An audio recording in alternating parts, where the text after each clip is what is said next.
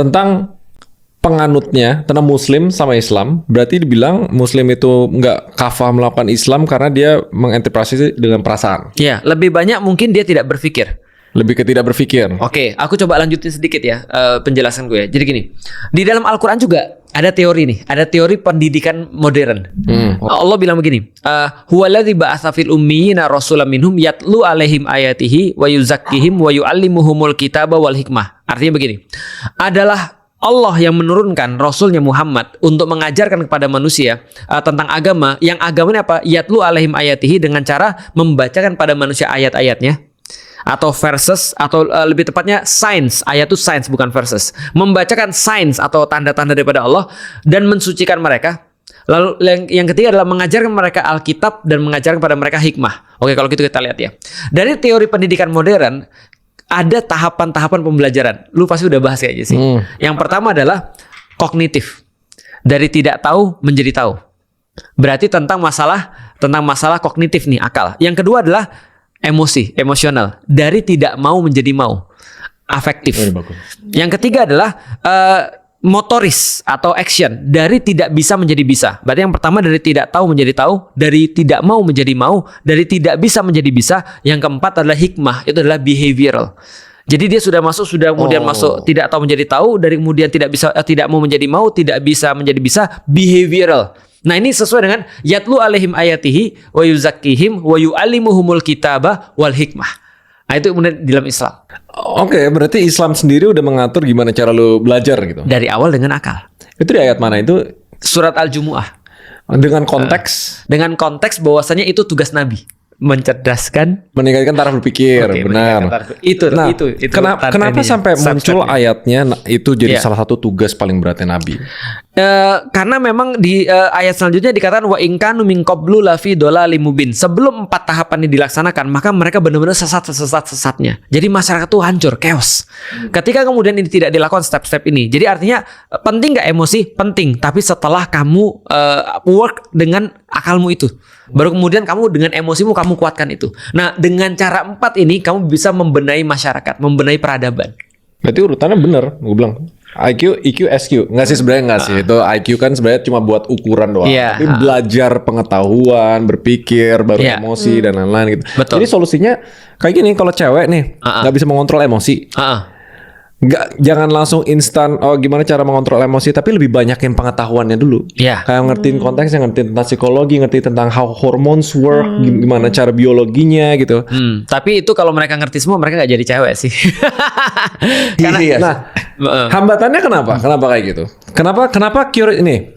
Soalnya kan semua itu either habitnya dibangun untuk mereka mencari ilmu. Do you believe that beberapa orang tuh born with it? Oke. Jadi gini ya, pertama kita bahas dulu laki-laki dan perempuan dan komunitas ya, atau masyarakat. Secara masyarakat, Islam addressing bahwasanya kamu harus mulai dengan berpikir. Dari tidak tahu menjadi tahu. Dari tidak mau menjadi mau. Tapi kalau dari segi laki-laki dan perempuan, mereka dikasih kekuatan masing-masing. Laki-laki dikasih kekuatan logik yang lebih besar. Perempuan dikasih kekuatan emosional yang lebih besar. Dan kita lihat dulu nih, ini dipakainya kayak gimana. Tapi nggak fair dong. Sangat fair. Kita udah udah setuju nih. Pikiran dulu lebih penting. Betul. Dan pikiran yang akan menguasai, kan ada, gue lupa ini. Ada satu cerita, cara paling gampang untuk ngejelasin analoginya tuh dari Jonathan Haidt, Happiness Hypothesis kan, rider sama elephant. Rider itu pikiran orang yang ngendarain gajahnya itu emosinya gitu. Gajah itu bisa, tapi kalau mau kontrol gajahnya lu harus sampai ngelatih ridernya dulu gitu. Betul. Pikirannya justru yang lebih penting. Bukan gajahnya ya. Bukan gajahnya, pikirannya. Betul. Berarti nggak fair dong. Kalau misalnya masa cowok dikasih yang lebih tinggi dulu, walaupun ego nanti mainnya gitu. Cewek dikasih emosional. Nah, bukannya itu kenapa cowok jadi imam ya? Betul. Salah satu penyebab cowok jadi imam adalah karena kapasitas logiknya lebih tinggi daripada cewek. Logik. Tapi ingat, di dalam Islam kan sudah aku bilang ya, di akhir daripada episode ini kita akan punya impresi bahwasanya emosi itu bukan tidak penting, tapi dia after daripada berpikir. Kalau seandainya pemikiran itu kemudian sama perasaan itu sudah bersatu, dia di dalam Al-Quran itu membentuk sesuatu yang namanya, bukan Al-Quran, di dalam ajaran Islam dia membentuk sesuatu namanya kepribadian. Nah, jadi karakter. Itu jadi itu tidak terpisahkan antara pemikiran dan perasaan. Oke, kalau gitu kita bahas tentang adil atau tidak. Nih sekarang kita lihat ya. Kenyataannya. Memang betul kita diawali segala sesuatu dengan berpikir. Itu sudah harus. Tapi coba lihat ya. In the end of the day, kalau kita mengambil keputusan, itu pikiran atau emosi? Paling sering emosi dulu. Emosi. Orang beli handphone karena emosi. Semua emosi dulu. Semua emosi. Kita pakai baju ini pun karena emosi. Gitu kan ya. Misalnya Feren misalnya memutuskan segala sesuatu itu masih emosi. Kadang-kadang kita nggak pernah tahu. Ini secara logik ini orang lebih ganteng nih daripada orang ini. Secara logik ini lebih soleh. Tapi aku sukanya sama orang ini. Oh, iya kan ya. Nah, Enggak. Iya, oke. Emosi kan. Iya, emosi. Dan ternyata dalam kasusnya perempuan tuh emosinya ternyata lebih berguna daripada ketika dia mikir. Maka Allah membagi tugas masing-masing. Karena kita beda tugas, maka dikasih kemudian toolsnya masing-masing lebih bagus. Contoh ya, kalau sama anak-anak itu seringkali lebih works emosi. Iya benar. Ya, kan? Tapi I'm good with kids. Nah, berarti tadi ya kita katakan bukan berarti ketika laki-laki logik dia nggak punya emosi atau perempuan itu lebih tinggi emosinya, bukan berarti dia tidak logik gitu maksudnya. Cuman itu ada kenyataan yang kita lihat, fakta aja yang ketika disampaikan sama beberapa psikologi populer kan gitu kan ya. Nah, artinya ketika misalnya ada seorang ibu misalnya ngurus anaknya, ada penelitian, ada 10 anak hitam putih videonya lagi nangis. Cowok sama cewek, suami istri disuruh ngeliat ini anak ini lagi ngapain. Kenapa dia nangis? Laki-laki semuanya bilang pengen digendong emaknya. Sementara emaknya, ibu-ibu nih bisa bilang ini lagi kepanasan, ini lagi sakit perut, ini kurang minum, ini kurang makan, dan seterusnya. Ini lagi apa? Mereka tahu karena insting, itu karena emosi. Cuma keputusan berdasarkan emosi itu total mess. Maka laki-laki itu selalu terdepan ketika soalan logik. Makanya di dalam Islam salah satunya pemimpin itu laki-laki. Coba lihat ya. Setuju nggak? Lihat ya. Setuju aja. Salah satu yang aku protes daripada istriku adalah dia sulit banget switching fokus. Karena dia emosional. Begitu dia dari luar, dari karyawan-karyawannya ngomong sama aku, tiba-tiba aku jadi kayak rasa karyawan. Masih itu ya, masih ke bawah. Masih ke bawah. Karena emosional tuh kan susah switch. Benar. Tapi logik laki-laki itu cepet banget switching. Benar. Kita dari kantor ya, ini kita lagi ngobrol kayak gini. Sampai rumah aku ketemu anakku, aku bisa manja sama dia. Aku bisa sama istriku beda lagi ngomongnya. Kenapa? Karena laki-laki mudah switching fokus. Kalau laki-laki nggak mudah switching fokus, bayangin dia lagi dimarah-marahin sama bosnya di kantor, pulang marah-marah lagi. Nah itu laki-laki yang tidak pakai logik. Tapi itu banyak sekarang kayak gitu tuh. Banyak banget laki-laki emosional. Masalah di luar dibawa ke rumah, dilampiasin ke rumah. Nah, berarti dia tidak menjalankan kodratnya sebagai laki-laki. Bener. Otaknya nggak dilatih. Benar. Tapi meskipun cewek harusnya tetap bisa kontrol emosi juga dong. Bisa. Karena itulah kemudian kita bilang tidak serta-merta ketika keahlian cewek adalah emosi lantas dia nggak mikir. Makanya kita bicara tentang society, maka cewek dan cowok dilatih dulu bahwa put yang namanya thinking first. Gitu maksudnya, baru kemudian nyusul yang lain. Nah setelah itu baru kemudian bisa berfungsi dengan sangat baik. Tadi kayak kata Raymond kan, kalau misalnya cewek itu ya harusnya dia coba mikir ini apa sebenarnya, riding the elephant. Dia harus tahu dulu seperti apa, bagaimana caranya, dia baru jalani. Nah itu cara Islam bekerja tuh. Nah lantas kan Islam di sini kan bakal mengatur semua dan bahkan frameworknya. Oke, ada 4 cara belajar, ada pikiran, emosi, terus tadi perbuatan, motoris, baru hikmah. Baru kan? hikmah. Dia ngasih guideline juga nggak? Let's say cowok kalau mau belajar untuk mengontrol emosinya, cewek kalau mau belajar naikin logikanya sampai to the point logika cowok sama cewek bisa sama, kemampuan emosi cowok sama cewek bisa sama. Ada roadmapnya nggak?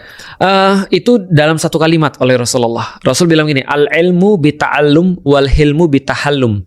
Artinya ilmu itu dengan mempelajarinya dan bersabar, hilmu emosional, kecerdasan emosional dengan melatih sabar. Kayak biasa ya, tapi coba lihat ya. Ilmu itu dengan belajar. Jadi logik itu naikinnya dengan belajar. Tapi kesabaran naikinnya dengan cara menghadapi peristiwa-peristiwa. Ujian. Ya kita bahas kemarin. Crisis. Ujian. Artinya ketika ada orang diuji, dia kemudian praktis, maka dia menambah hilmu namanya. Baik al-hilmu bitahallum, al-ilmu bita'allum. Hilmu itu ilmu. Hilmu itu hilm, artinya kelembutan hati, kesabaran, kemampuan dia untuk melihat lebih jelas, kemampuan dia untuk menahan marah, itu ada di dalam Al-Quran. Wal kadhiminal ghaidz, artinya dia ketika dia bisa marah tapi dia tahan marahnya. Dan afina aninas, memaafkan manusia, itu adalah semua yang berasal daripada hilmu atau hilm tadi. Tapi berarti nggak ada kayak itu kayak ayat mana tuh yang kayak rajin membaca terus kayak Iqra. Iqra. Iqra itu ayat awal, suruh baca. Itu di awal-awal. Kalau berkaitan dengan berpikir, bukan berpikir lagi ya tadi kalau lebih kita ke playbooknya untuk meningkatkan taraf berpikir sih. Contohnya kayak gini. Kalau gue ngerasa gue growing up dari dulu tuh gue nggak ada masalah untuk mencari pengetahuan. Gue nggak tahu kenapa ini the way mungkin ya. Kalau gue karena dari dulu gue suka main game. Dan dari main game itu selalu dilatih untuk kalau ada masalah ya cari solusinya. Mau puzzle, mau RPG dan lain-lain. Somehow itu behavior ke translate ke kehidupan realitanya. Terus gue jadi nggak ada I don't have any problem buat cari pengetahuan. Tapi ternyata ada beberapa orang tuh punya masalah itu. Mereka mau pintar tapi tanda kutip belum bisa karena belum kebangun habitnya gitu. Nah kalau di Islam ada ajarannya nggak? Yang pertama di dalam Islam kalau kita mau sarikan itu yang pertama adalah keep the curiosity. Jadi harus orang-orang curious. Karena how to be curious. Jangan pernah never stop questioning. Mulai dari bertanya. Kan? Nah makanya ketika di dalam Al-Qur'an musuh keimanan ada 2. Aku udah cerita belum sih? Musuh keimanan ada 2. Satu adalah satu adalah arrogance, yang kedua ignorance. Aku pernah cerita ya. Kalau belum pernah ya, berarti aku kasih tahu ya. Musuh keimanan itu ada 2, arrogance dan ignorance. Berarti kalau kita punya arrogance, kita nggak akan dapat iman. Ignorance nggak akan dapat iman. Arrogance bahasa lawannya adalah humble. Sedangkan ignorance bahasa lawannya adalah curious. Nah berarti curiosity dan humble itu akan menghasilkan iman. Nah maka gimana kemudian step by stepnya? Pertama kita harus humble dulu. Yang kedua Allah katakan cari ilmu itu. Maksudnya cari di mana-mana. Misalnya contoh berjalanan di atas muka bumi, perhatikan bagaimana orang-orang kemudian dapat azab daripada Allah. Perhatikan bagaimana orang ditolong oleh Allah. Dalam suratul Fatihah coba lihat bagaimana cara orang-orang dapat kenikmatan dan kenapa ada orang-orang yang dilaknat oleh Allah. Itu semua ada. Tunjukkanlah kami jalan yang lurus, ihdinas siratal mustaqim.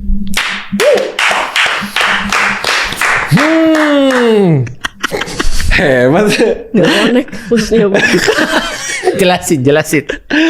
Kamu sebutin ayat Al-Quran. Iya dari Al-Fatihah. Ihdinas siratal mustaqim. Bener gak sih? Iya ihdinas siratal mustaqim. That will do. Jalan yang lurus. Ayat keberapa?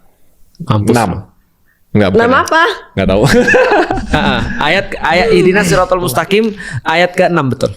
Serius? Benar. Terus ada yang bilang ayat ke-6, ada yang bilang ayat ke-5. Pasalnya enggak ada pasal, adanya surat. Surat. Oh, iya. Al-Fatihah. Iya, aku lupa. Surat Al-Fatihah. Oh iya, suratnya. Surat jangan nanya gue kayak gitu. Surat. ini juga gue apal gara-gara kita lagi bikin merchandise-nya. Al-Fatihah suratnya. Surat Al-Fatihah. Al-Fatihah itu yang kayak kemarin kan paling awal. Nanya ke Pak Ustadz kalau kita mau sholat yang versi simpel, selamat apal Al-Fatihah. Gue juga apal satu surat namanya Al-Ikhlas. Ya. 2 itu udah Allahu samad lam yalid wa lam yulad wa lam yakul lahu kufuwan ahad. Amin.